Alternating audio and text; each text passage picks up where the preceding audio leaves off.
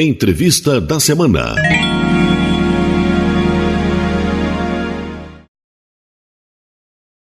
Ok, é chegada então a hora da nossa entrevista da semana. No quadro Entrevista de hoje, nós vamos conversar com o professor e juiz Fernando de Castro Faria. Ele é um especialista em fake news. Este é o nosso assunto de hoje. Nós vamos tratar das notícias falsas na internet. Professor, prazer tê-lo aqui e obrigado pela entrevista. É um prazer, Marcelo. O que é considerada uma fake news, professor? Bom, hoje a gente, segundo os especialistas que tratam do tema, nós devemos fazer uma separação do que é fake news e do que é aquilo que já vinha ocorrendo ao longo da história na política, por exemplo, que são as injúrias e calúnias que já se faziam em relação a outros candidatos. O que aconteceu foi uma mudança de meio, né? Passamos para o meio digital, que tornou uma proporção muito maior desses temas e com uma difusão muito mais rápida. Mas nem tudo é fake news. Alguma coisa pode ser verdadeira, contada num outro tempo, e que daí já desvirtua completamente aquela situação, mas nós temos já instrumentos adequados para combater o ataque à honra, por exemplo, de alguém. Mas nem tudo a gente pode chamar de fake news. Elas partem normalmente de um fato que, em tese, poderia ser verdadeiro, mas que ali é atribuído um outro conteúdo para dar uma conotação diferente em favor de alguém ou contra o adversário político. Quais os casos mais presentes da fake news? Nós temos aí um que é um caso de fonte não existente. Eu queria que você nos contasse isso. Hoje, na Folha de São Paulo, foi divulgada uma informação que tomou a todos de surpresa. Um especialista numa determinada área nos Estados Unidos, com nome, frequentemente consultado pelos jornais, inclusive pelo Washington Post, foi descoberto que essa pessoa não existia. Ou seja, outras pessoas criaram esse perfil de uma pessoa que seria especialista numa determinada área e agora foi comprovado que ela não existe. Quer dizer, nós passamos para um outro patamar agora de notícia falsa com a criação de especialistas falsos. Eu já sempre fico um pouco receoso quando falam que vão ouvir um especialista, porque as escolas são diferentes. Dentro do direito, nós podemos ter especialistas que dizem exatamente o contrário um do outro. Então, eu já sempre fico preocupado em quem é o especialista. Agora, quando a gente descobre que o especialista sequer existia, aí nós temos uma preocupação maior ainda com esse tipo de informação. Professor, já existe lei para tentar evitar a fake news? Existe. Nós temos a legislação normal, já penal, que combate os crimes contra a honra das pessoas, injúria, calúnia, difamação, e nós temos alguns outros crimes criados pela legislação eleitoral, por exemplo, que pune aquelas pessoas que contratam e que são contratadas para a divulgação de notícias falsas e desabonadoras em relação a determinado candidato. Isso também é crime. Então, há um instrumental jurídico já à disposição da Justiça Eleitoral e, quando não for na seara eleitoral, na Justiça Comum, também à disposição dos juízes. Uma preocupação que havia era com relação ao não cumprimento da decisão.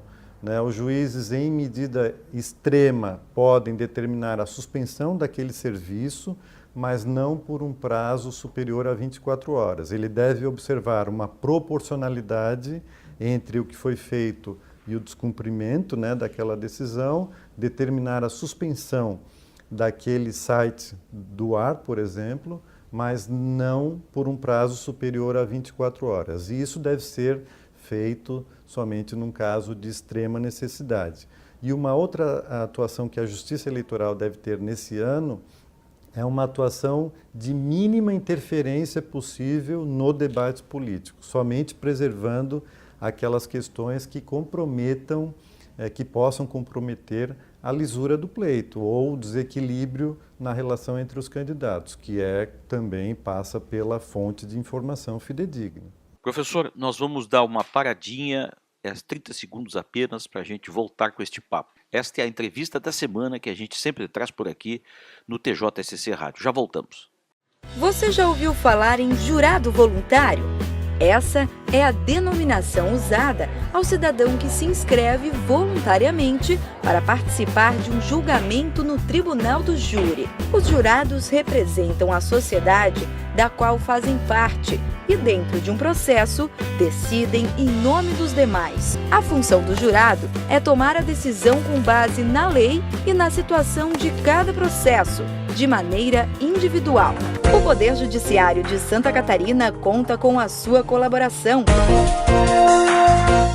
Ok, já estamos de volta. Esta é a entrevista da semana em destaque na TJSC Rádio. Nós estamos falando de inteligência artificial, de robôs que pensam e que criam conteúdo por si só, sem precisar que tenha alguém atrás deles.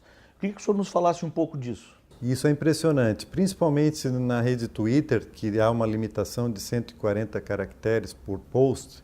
Eles têm maior facilidade para a criação por iniciativa própria de conteúdos. E estima-se que 50% dos robôs e perfis falsos existentes na internet funcionam sozinhos, sem interação humana.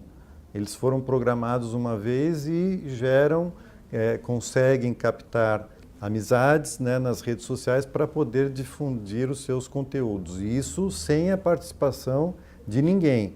A outra metade, há uma interação entre ser humano e a inteligência artificial, e aí o ser humano comanda aquele robô para agir em determinadas situações específicas, ou contra ou a favor de determinados candidatos de forma específica. Mas a estimativa é de que 50% deles tenham uma atuação própria, e isso espanta bastante. Professor, vamos citar aqui alguns casos no Brasil.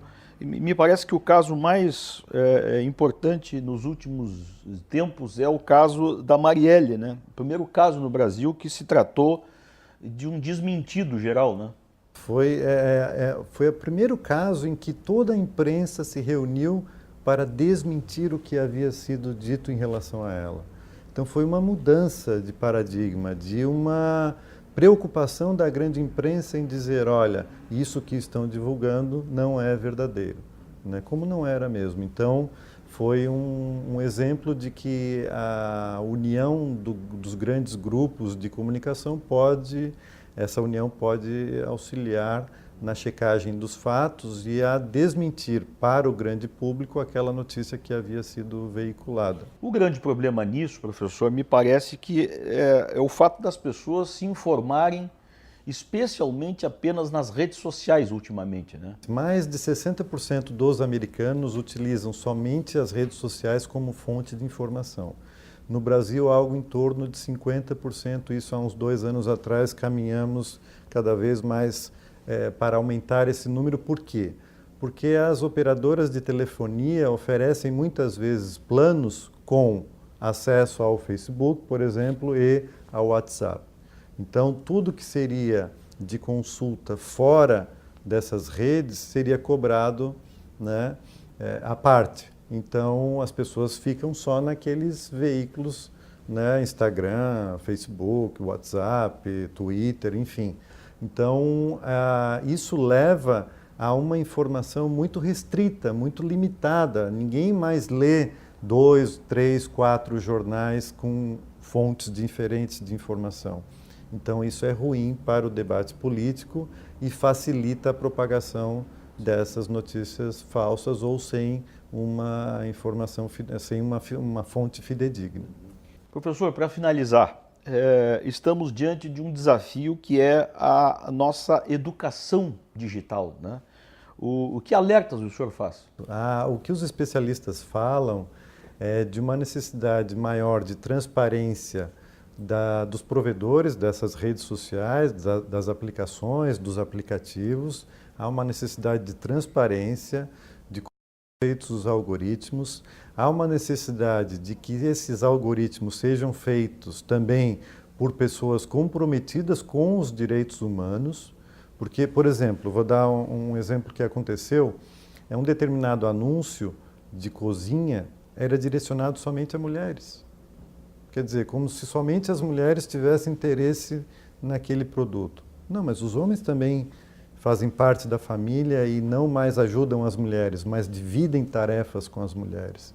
Então esse grupo também tem que ser atingido por essa propaganda. Então é muito preocupante quem faz o algoritmo. Né? O algoritmo é uma construção, é um software, um programa, mas quem faz? Né? Então essa é uma preocupação. E nós devemos também educar o nosso jovem para a vida digital. Então há um professor que eu assisti faz uns 10 dias, o Diogo Reis, ele tem um trabalho com os alunos muito interessante. Eles fazem trabalhos de pesquisa na internet para identificar fake news.